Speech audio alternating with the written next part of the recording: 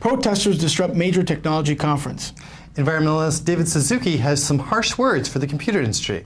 This and a whole lot more on the High Tech Countdown.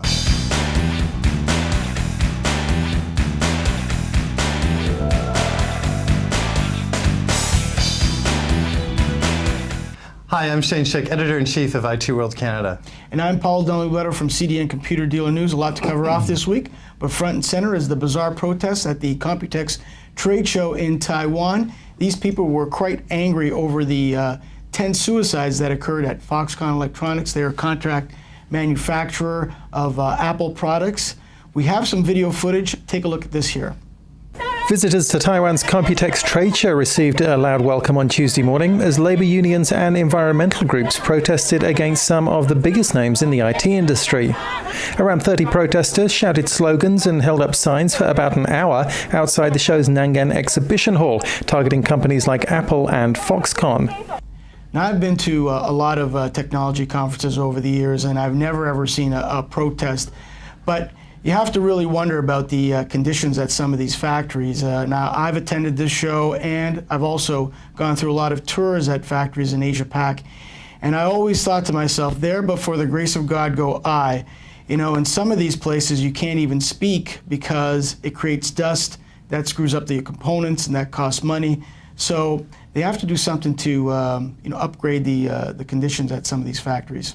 And I think too, apart from just the working conditions that they're under, is also kind of wage conditions. So I noticed that not long after this happened, Foxconn actually, according to some reports, doubled the wages of some of its earners.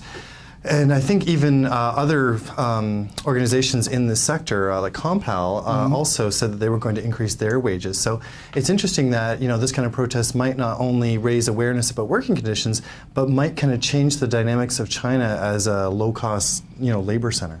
I think that is happening because you see a lot more business being shifted to the Philippines now. So we'll have to keep abreast of this for sure. Environmentalist David Suzuki was recently in town for an SAP Canada event and had some choice words for the technology sector. He said that it's important that companies realize that nature and not profit be the bottom line. You know, I interviewed David Suzuki last year, and it was an amazing experience, and I have utmost respect for him. But I can tell you, the IT industry is not going to go green unless they see it as a profit center. And I think the only reason why they're going green now is because they see a lot of green on the back end. I completely agree, but I think that with David Suzuki, he's a great public speaker. I've seen him a couple of times now, but he kind of might want to consider cleaning up his act a little bit, and by that I mean his language. We've done a lot of videos at IT World Canada, but as far as I know, he's the first and only person so far that we've had to bleep not just once, but in 2 videos, and I've even seen it in some of his speeches. So I know. If he wants to have his message resonate with businesses, he might want to start talking a little bit more like a business person. I know Cisco wanted him for an event last year, and they told me that they couldn't use him because they were afraid that he might swear. And in my video, we bleeped about 3 times. But I do admire his passion, for sure. For sure. Shane, you just came back from the LAC Carling event, the 14th annual gathering of public sector executives, and they had some new approaches for the future of technology. What did you find out?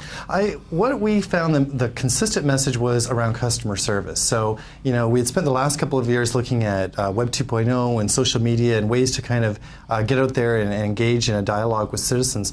Now it seemed the emphasis was on absorbing that feedback and doing something about it. So things to reduce the amount of time it takes for people to fill out forms, to get answers to questions, spreading things like Toronto's 311 service.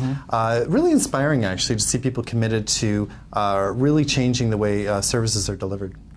And it's definitely about services these days. That's where the money is. So that looks like a good event. Avaya Canada has a new chief, and it's a familiar face, former Cisco channel executive Ross Pellizzari. Paolo, how do you think he's going to stir things up? Well, I think he is going to stir things up, but I don't think it's going to be too centered on Cisco, his former company. I think Avaya has a lot of challenges moving forward. Now, if you recall, a few years ago, they only had one channel partner. They hired Mary Whittle, who's an experienced channel executive, and obviously she's building that business up. But Pellizzari is going to have to go on the road and shake a lot of hands, meet a lot of people, look a lot of new prospects in the eye and say, you know what, I think we can be a really strong alternative, or maybe even an equal to Cisco. I think he has it in him. I just spoke to him a couple days ago, and he's a big hockey fan, as most of the channel knows, and he actually skipped the Stanley Cup final to get on planes to meet customers. So I think it's going to be interesting. He's definitely a very interesting fellow, and he's very aggressive, and I think it's definitely a good move for Avaya Canada.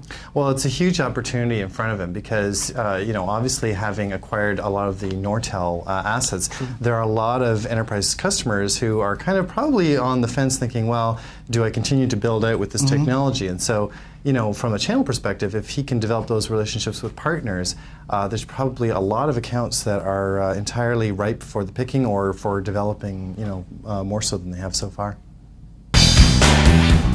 So the 4-month-long quest to find Canada's smartest and greenest IT department is over. And Shane, you spearheaded this effort. What did you find out? Well, I was a small part of it, but the main instigator was actually Infotech Research, and we worked along with them for quite a while to try to find these people, and it involved actually a lot of cross-country travel and webinars and everything else.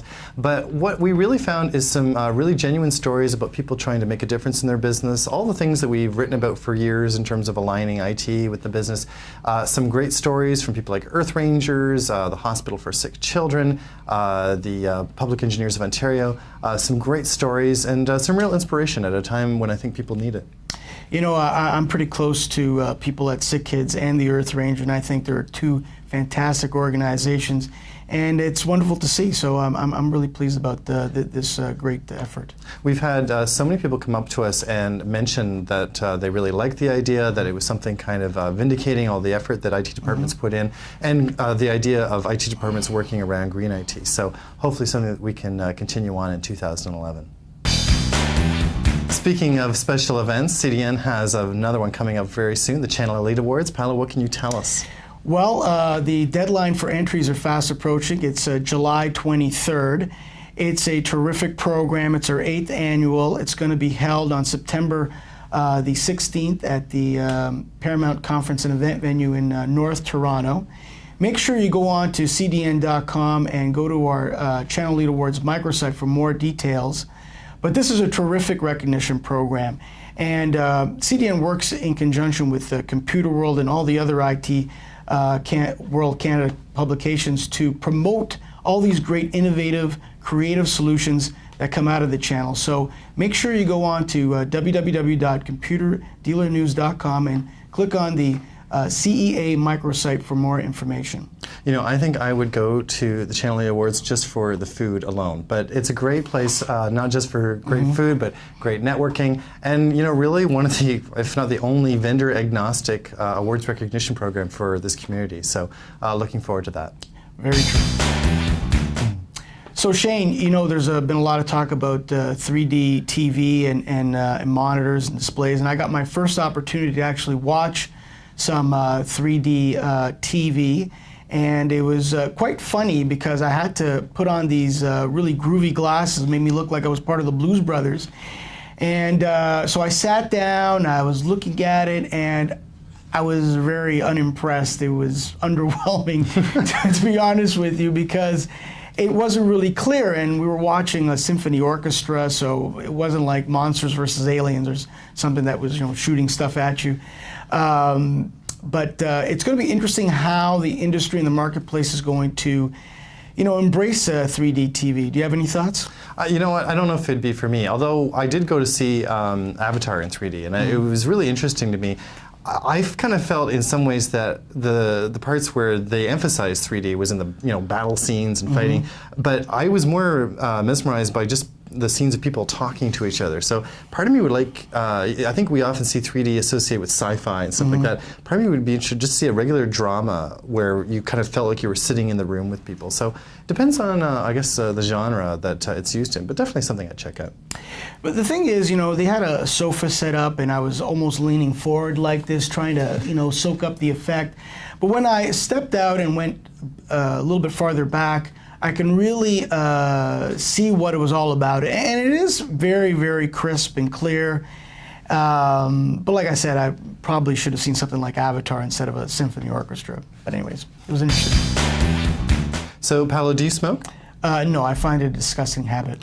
Well, in Europe and Asia, there's a new product that's making its way in the market called the Super Smoker. It doesn't actually have any tobacco or tar, but it has a microchip that emits this harmless vapor that people can inhale as if they were smoking. Do you actually light that up? Because I'd be afraid to light that up. You don't light it up. I think it just works through some sort of battery, but the price is crazy. It's at $139 a pack. I bet you if it was here in Canada, they would tax it to hell. That's all the time we have for the High Tech Countdown. I'm Shane Schick from IT World Canada. And I'm Paolo Delmibletto from Computer Dealer News.